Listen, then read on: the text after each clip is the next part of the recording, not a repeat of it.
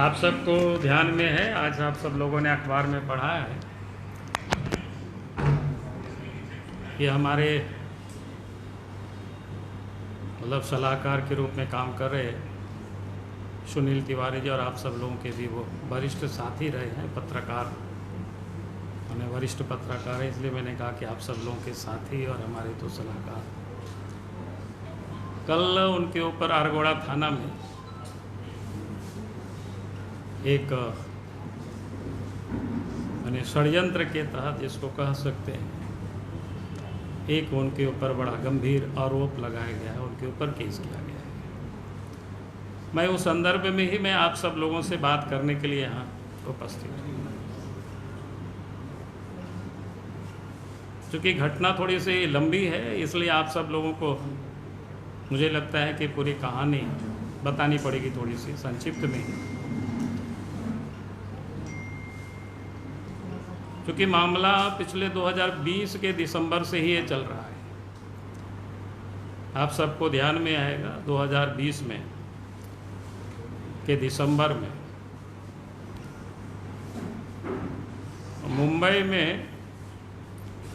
मुंबई के high court में एक लड़की ने सीबीआई जांच के लिए केस दायर किया। आरोप ये था कि 2013 में जब राज्य के मुख्यमंत्री हेमंत सोरेन थे, उस समय उनके साथ उन्होंने दुष्कर्म किया था, वह जबरदस्ती किया था, और उस मामले को ही सीबीआई जांच के लिए उन्होंने दायर किया। लेकिन उसके बाद कुछ दिनों के बाद आप सब लोगों को भी ध्यान में आया होगा, या आप सब लोगों ने भी देखा होगा, एक उस लड़की का एक वीडियो वायरल हुआ था, और उस वीडियो में उस लड़की ने इतना ही कहा था कि अगर हमें कुछ भी होता है तो उसके लिए जिम्मेवार बाबूलाल मारंडी, निशिकांत दुबे, सुनील तिवारी और कोई एक मुंबई के रहने वाले, हम सबको तो नहीं पता है, देखे भी नहीं है, कोई जहूर करके व्यक्ति, कि ये 4 लोग जिम्मेवार होंगे। और जब मैंने इस मामले को देखा, उस सीडी को, वीडियो को, तब स्वाभाविक है किसी भी व्यक्ति के दिमाग में बातें आ सकती है, मामला साजिश बड़ा गंभीर है, षड्यंत्र है। और उस वीडियो को चूंकि लड़की ने वीडियो बनाई और उसको वायरल भी किया, आप सब लोगों ने भी देखे होंगे उस समय, और हमने तुरंत उस समय के जो डीजी पुलिस थे महाराष्ट्र के, उनको हमने एक पत्र लिखा, और वहाँ के जो पुलिस कमिश्नर थे उनको भी हमने पत्र लिखा, क्योंकि मेरा नाम उसमें उल्लेख था। और उस पत्र में हमने ये लिखा कि हमें लगता है कि इसमें बड़ा गंभीर षड्यंत्र है, क्योंकि इसके मामले की जांच होनी चाहिए और लड़की की भी सुरक्षा की करनी चाहिए। क्योंकि अगर कोई लड़की, जैसे कि अनजान व्यक्ति का कोई नाम लेता हो, जिसे कोई भेंट नहीं, कोई परिचित नहीं, हमसे तो कोई परिचित नहीं था, निशिकांत दुबे से भी कोई परिचित नहीं था, हाँ सुनील तिवारी जी उनको जानते थे,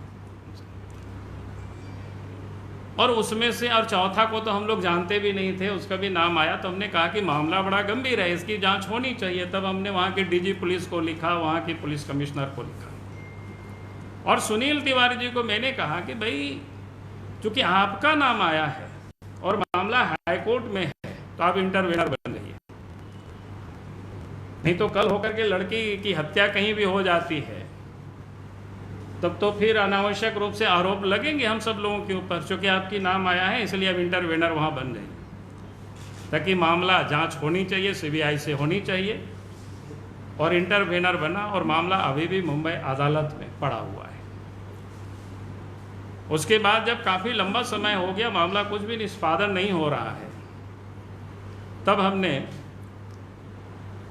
सुनील तिवारी जी से कहा कि भाई ये तो मामला और गंभीर है, अगर मामला लटका हुआ रहेगा हाई कोर्ट में तो आप सुप्रीम कोर्ट चले जाओ, और सुप्रीम कोर्ट से आग्रह करना कि ताकि जल्दी मुंबई हाई कोर्ट को निर्देशित करे कि जांच हो जाए।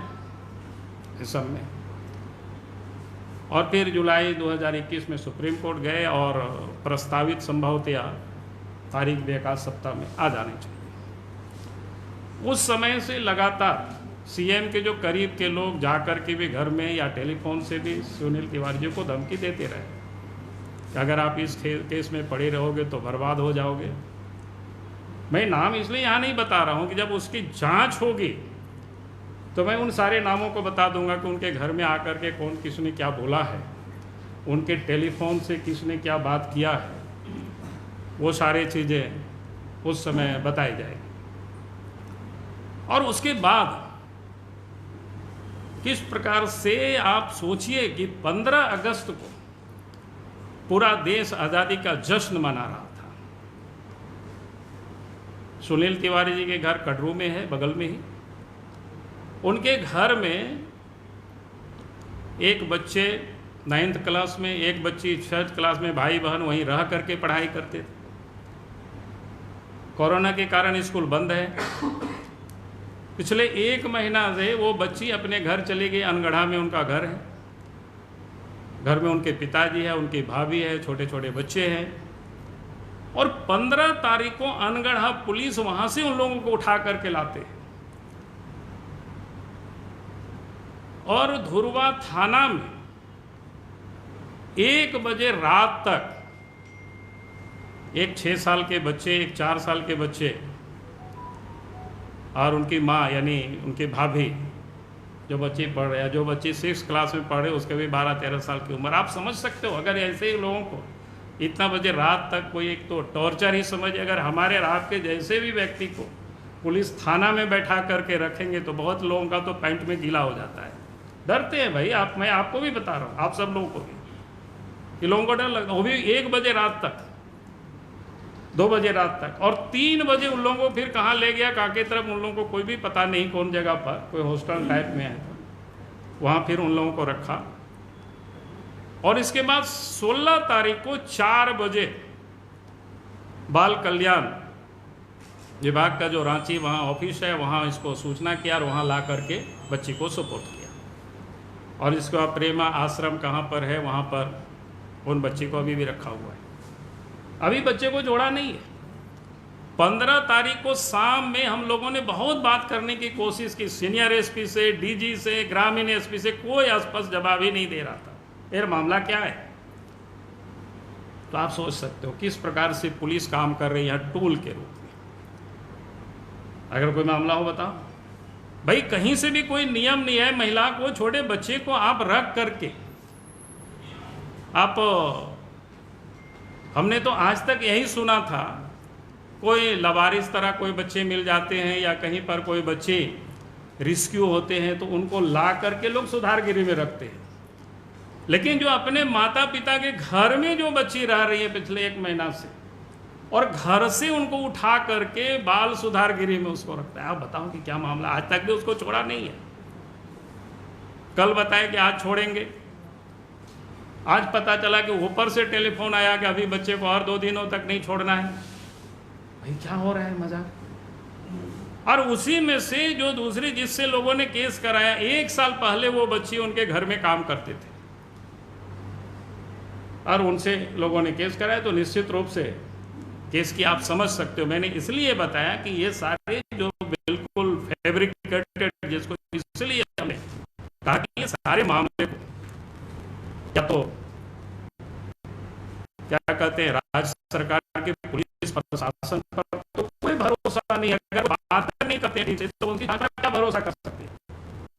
तो इसलिए हम कहेंगे पूरे मामले को सीबीआई को दे देना चाहिए या फिर हाई कोर्ट की सिटिंग जज के अध्यक्षता में जांच करा देनी चाहिए, ताकि ये पता चल सके कि मामला क्या है, हुआ क्या है इसमें से। और इस मामले को लेकर के कल, अभी चूंकि गवर्नर है नहीं, गवर्नर आएंगे, महामहिम आएंगे, तो उनसे भी हम लोग मिलेंगे, अर्जी करेंगे। अगर इस प्रकार के किसी को भी कोई लोग, तब तो कोई किसी के घर में कोई काम करने में लोग डरेंगे, काम करने वालों को रखने में लोग डरेंगे। और सरकार के विरोध में आप सब लोग भी लिखते हैं, आप सब लोग भी दिखाते हैं, तो आप लोगों को भी सावधान मैं कर देना चाहता हूँ